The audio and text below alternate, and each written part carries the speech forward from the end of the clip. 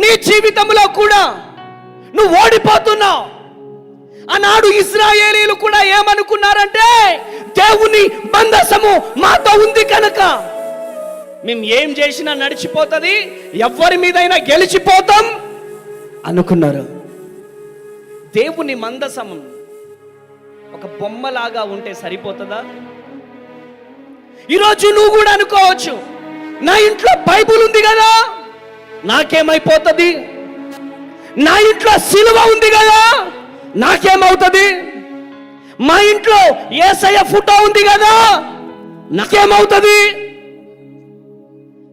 నా ఉంగరానికి సిలువ ఉంది కదా, నాకేమవుతుంది? నా మెడలో సిలువ ఉంది కదా, నాకేమవుతుంది?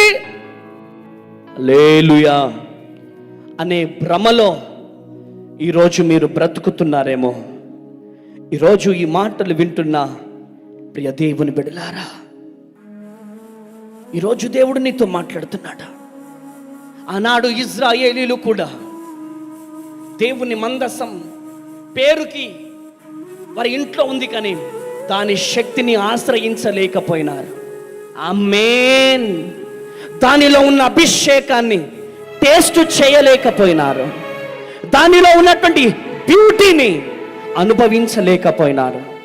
ఈరోజు ఈ మాటలు వింటున్న ప్రియ దేవుని జనాంగమా, నా దేవుడు చచ్చిపోయిన దేవుడు కాదు, నా దేవుడు సజీవుడు. హల్లెలూయా. నీ ఇంటి పక్కనే చర్చి ఉంటే సరిపోదు. నీ ఇంట్లో యేసయ్య ఫోటోలు ఉంటే సరిపోదు. ఆ జీవము కలిగిన దేవుని శక్తిని నువ్వు అనుభవించాలా. గట్టిగా చప్పట్లు కొట్టాలా, గట్టిగా చప్పట్లు కొట్టాలా. హల్లెలూయా.